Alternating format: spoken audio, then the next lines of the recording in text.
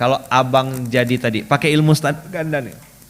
Kalau abang di posisi mendengar beliau kena, misalnya kejadian itu sama beliau gitu, abang sebagai sahabat atau temannya, abang bilang apa ke beliau?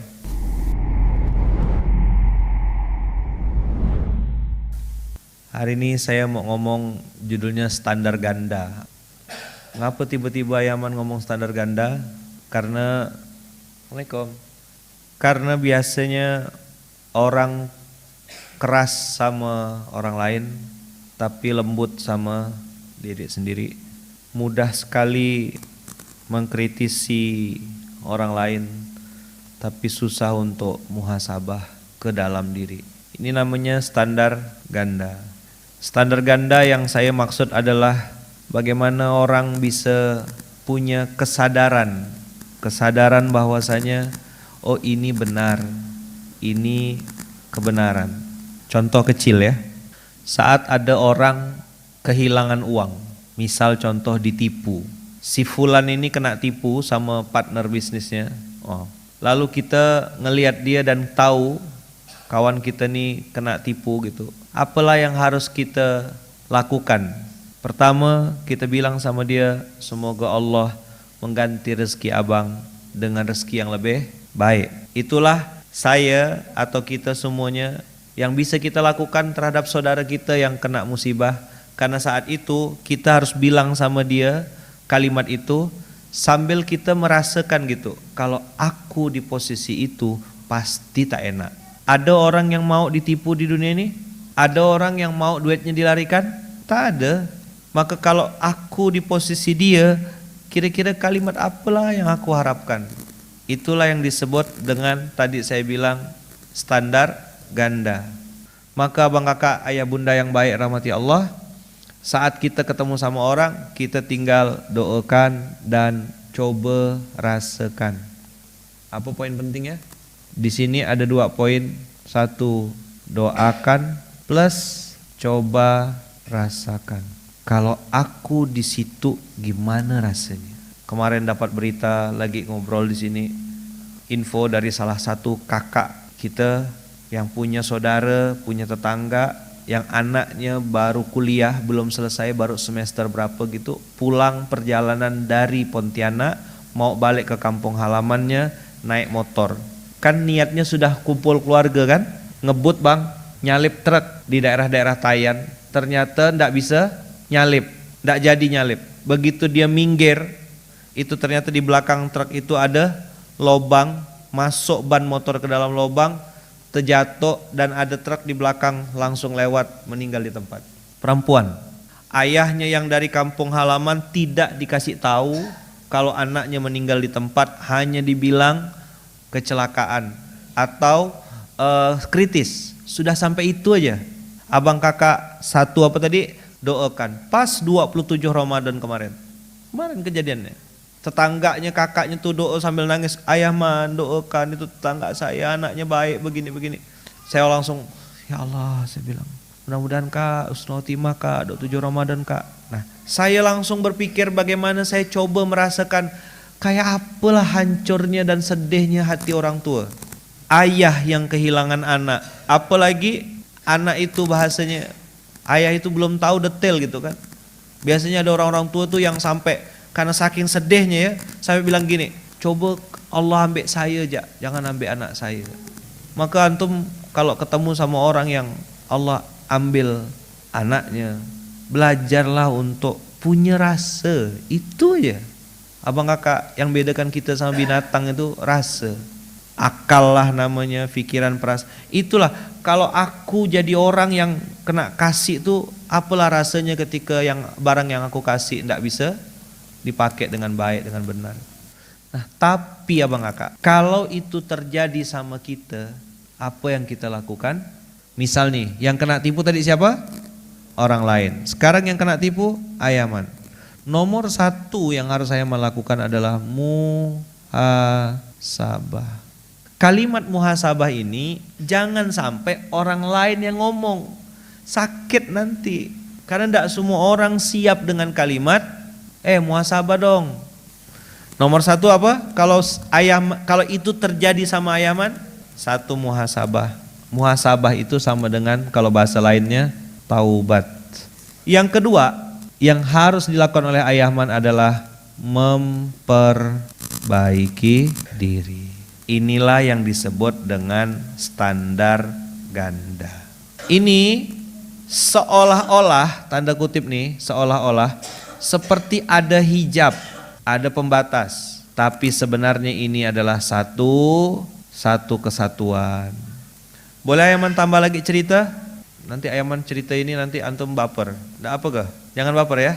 Lagi viral, lagi diceritakan tentang seorang ibu yang bercerita tentang kondisi pengalaman sedihnya beliau.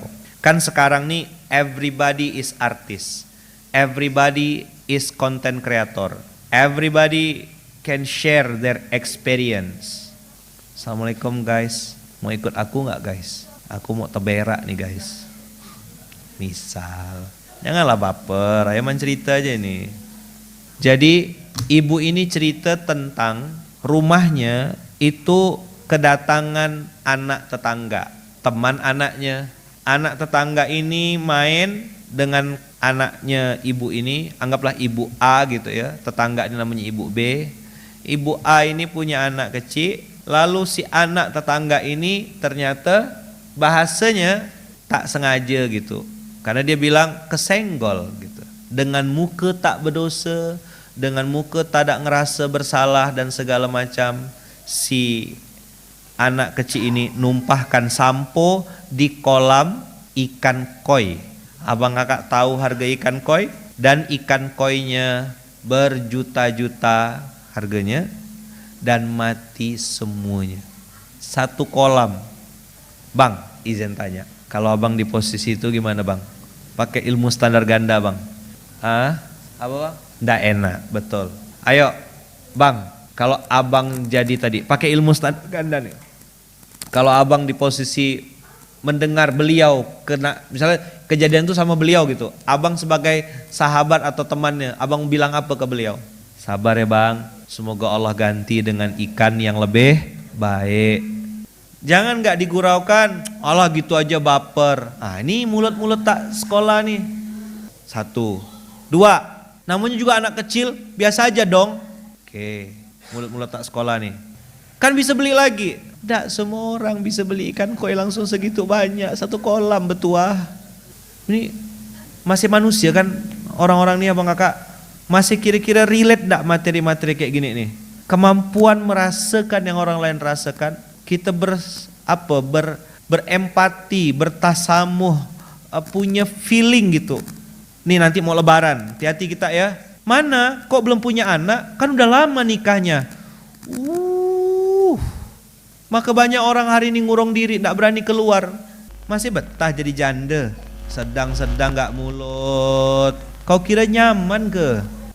Saya tanya sama kakak, benar gak yang Ayaman sampaikan nih? Sakit loh, dia tuh pengen nikah, pengen cepat dapat jodoh. Cuma qadarullah belum ada yang ngelamar. Apa susahnya bilang, semoga kakak cepat dapat jodoh ya kak. Semoga Allah mudahkan ya kak. Tanya sama orang yang sudah nikah tapi belum punya anak. Dia sudah berusaha berkali-kali gitu untuk hamil lah, bayi tabung lah, konsultasi ini, makan ini, titip kurma muda. Sampai biji kurma pun dimakan sama dia. Yang nanya kapan ini, kapan itu, fix anaknya tak saya kasih THR. Seram gak kakak ini? Ngomong-ngomong THR, tolong potong video Ayaman. Jangan didik anakmu jadi peminta-peminta di lebaran. Tolonglah, benar. Dulu berapa tahun yang lalu video Ayaman tuh viral tuh kemana-mana tuh. Dengan segala pro kontranya.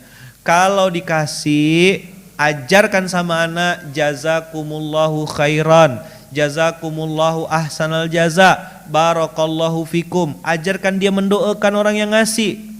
Ini ada satu kejadian lagi. Jadi si anak ini dapat duit dari paman dan bibi-bibinya 50.000. Dah ada satu bibi ini, mohon maaf ya, mungkin belum bisa ngasih sebanyak 50.000. Punya duit lah satu-satunya itu pun apa bahasanya ya, maksakan diri gitu untuk ngasih. Ngumpulkanlah duit kecil. Dapat berapa?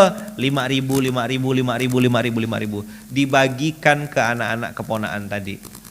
Apa kata si anak kecilnya? Hah? 5.000 jak. Om, tante. Misalnya namanya Bi Ijah misal gitu. Atau Mak Uteh gitu. Mak Uteh cuma ngasih 5.000 ya nah. Yang lain ngasih 50.000. Kalau saya jadi bapaknya, saya tangkap anak itu, saya senyum. Lalu saya cubit puntal. No ampun. Berani tak kita? Karena yang bisa marahkan anak, bapak mamanya. Wawa, antum tengok. Banyak orang bilang, saya suka sama Wawa. Wawa tuh baik, Wawa tuh Masya Allah. Sama kita. Coba sama saya, salah ngomong dikit ya, berputar budak tuh. Memang senyum Wawa tuh, kata dia. Standar ganda.